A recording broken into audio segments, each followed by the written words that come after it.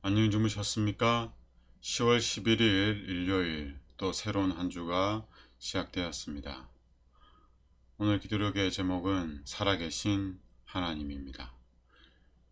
새로운 한 주를 허락하신 하나님께 감사드리며 말씀으로 이 하루를 시작하게 해주셔서 더욱더 감사드립니다.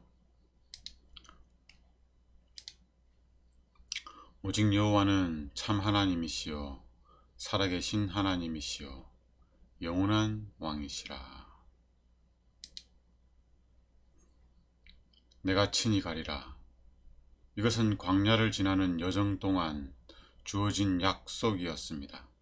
이 보증에는 여호와의 품성에 대한 놀라운 계시가 동반되었는데 이로써 모세는 모든 이스라엘에게 하나님의 선하심을 선포하고 그들에게 보이지 않는 왕의 속성에 관해 온전히 가르칠 수 있었습니다. 이 약속은 모세가 시내산에 하나님으로부터 직접 십계명을 받으러 올라갔을 동안 이스라엘 백성들이 금송아지를 만들어서 숭배하는 사건이 있은 후에 하신 약속입니다.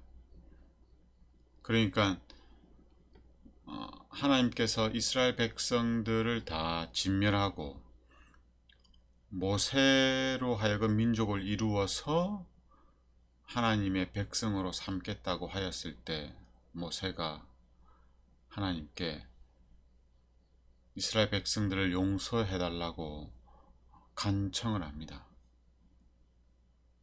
그러면서 이스라엘 백성을 용서하지 않을 거면 자기 이름을 생명책에서 지워달라는 부탁도 함께 하죠.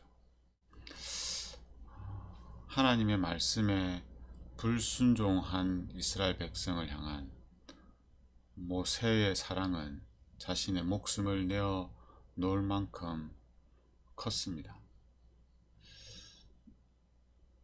이 기도가 있은 후에 하나님께서 모세의 그 간절한 기도에 응답하시고 이스라엘 백성을 용서하시죠. 그리고 나서 모세와 이런저런 얘기를 하다가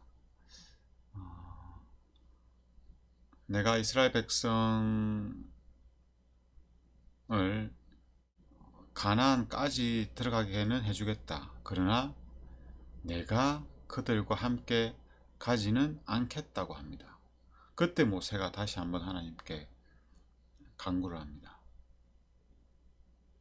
하나님, 우리와 함께 가주십시오. 간단히 요약하면 그런 겁니다.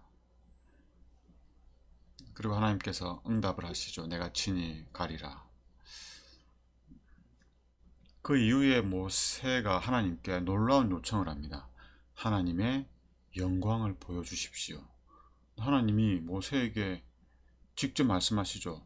내 영광을 보고 살 자가 없다. 그러나 내가 너에게 내 영광을 보여주리라. 너를 돌틈에 두고 내 손으로 덮은 후에 내가 지나가리라. 그렇게 해서 모세가 하나님의 영광을 목격하게 됩니다. 모세는 이제 하나님을 본 거죠. 하나님의 성품을 본 겁니다. 이제 그러했기 때문에 모세는 하나님에 관해서 이스라엘 백성에게 더 생생하게, 더 완전하게 가르칠 수 있었습니다. 인내로 이어진 오랜 사역의 마지막까지 모세는 거룩한 통치자에게 시선을 고정하라고 이스라엘에게 끊임없이 권면했습니다. 모세는 확신에 가득 차서 여호와의 자비로우신 속성을 이스라엘 백성에게 확실히 말해 주었습니다. 광야에 머무는 동안 그는 종종 잘못한 이스라엘을 위해 하나님께 간청했고 주님은 그들을 살려주셨습니다. 여러 번 있었죠. 선지자는 선택받은 민족을 위해 하나님의 놀라운 섭리와 약속을 강구했습니다. 그런 다음 그 어떤 것보다 더 강력한 탄원으로 사람을 위해 하나님의 사랑을 간청했습니다. 구하옵나니 주의 인자의 광대하심을 따라 이 백성의 죄악을 사하시되 애굽에서부터 지금까지 이 백성을 사하신 것 같이 사하시옵소서. 모세가 하나님께 이스라엘 백성을 위해서 중보할 때 이스라엘 백성을 용서해 달라는 기도를 할 때 항상 하나님의 성품에 근거해서 기도를 하죠. 그리고 하나님께서 모세에게 했던 약속에 근거해서 기도를 합니다. 하나님이 인자로우니, 하나님이 사랑이시오니, 하나님이 자비로우니 이스라엘 백성을 용서해 달라는 겁니다. 여호와는 자비롭게 응답하셨습니다. 내가 내 말대로 사하노라. 그러고 나서 주님은 모세에게 자신이 택한 백성이 최후에 승리하리라는 자신의 뜻을 예언 형태로 알려주셨습니다. 진실로 내가 살아있거니와 주의 영광으로 온 땅이 충만하게 되리라 하고 그분은 선언하셨습니다.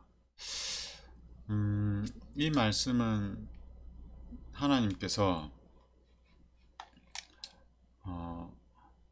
이스라엘 백성이 정탐꾼을 보내게 되죠. 가나안에 12명의 정탐꾼이 갔는데 10명은 우리는 거기 가면 메뚜기 같은 존재밖에 안 된다. 거기 가서 우리가 전쟁에서 싸워서 이길 수 없고 그들을 정복할 수도 없다. 땅은 아주 비옥하고 젖이 흐르고 꿀이 흐르지만 우리가 그 땅을 차지할 수 없다. 그러면서 백성들을 선동을 하죠. 그래서 온 백성들이 모세와 아론에게 우리가 죽을 곳이 없어서 광야에서 죽도록 하였느냐? 우리가 새로운 지도자를 세우고 다시 애굽으로 돌아가자 하면서 아론과 모세를 죽이려고 해요. 근데 두 정탐꾼은 그들과 전혀 다른 반대되는 진술을 하죠. 아니다. 그들은 우리의 밥이다 라고 말합니다. 우리가 충분히 가나안을 정복할 수 있다. 왜냐하면 우리에겐 하나님이 계시기 때문이다. 이때 하나님께서 나타나셔서 이스라엘 백성을 다 진멸하려고 하십니다. 근데 또 모세가 이스라엘 백성을 위해서 기도를 하죠. 용서해 주십시오. 그때 하나님이 알았다. 그럼 내가 용서는 해주겠지만 그들이 가나안에는 들어가지 못할 것이다. 그렇게 해서 그들이 40년간 광야에서 지내다가 1세대들은 다 죽고 그 다음 세대들이 태어나서 광야에 들어가게 되죠. 이때 하신 말씀입니다. 이방 가운데서 그분의 영광이 선포되고 모든 백성 이 말씀이죠. 진실로 내가 살아있거니와 주의 영광으로 온 땅이 충만하게 되리라. 이 말씀을 그때 한 말씀이에요.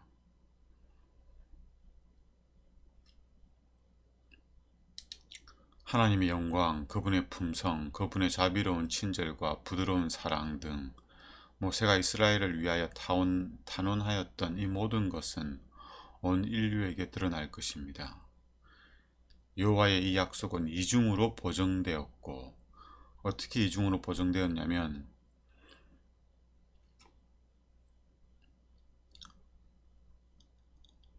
이렇게 내가 살아 있거니와 주의 영광으로 온 땅이 충만하게 되리라 는 이중의 보증으로 약속이 주어졌습니다. 하나님 살아있죠? 그리고 하나님의 영광이 온 땅에 충만하게 될 것이 확실한 것처럼 하나님께서 약속을 이루어 주시겠다고 하셨습니다. 여호와의 이 약속은 이중으로 보증되었고 맹세로 확언받았습니다. 분명 하나님께서 살아계시고 다스림으로 이방 가운데서 그분의 영광이 선포되고 모든 백성 가운데서 그의 이적들이 선포될 것입니다. 이것은 그 당시 이스라엘 백성들을 통해서 가나안에 나타날 하나님의 영광을 의미하기도 하지만 오늘 살아가는 이 시대에 우리를 통해서 하나님의 영광이, 즉 하나님의 성품이 나타날 것을 선포하는 것이기도 합니다. 이것은 약속이죠. 이 약속은 확실히 이루어질 것입니다. 하나님을 경외하는 백성들을 통해서 말이죠.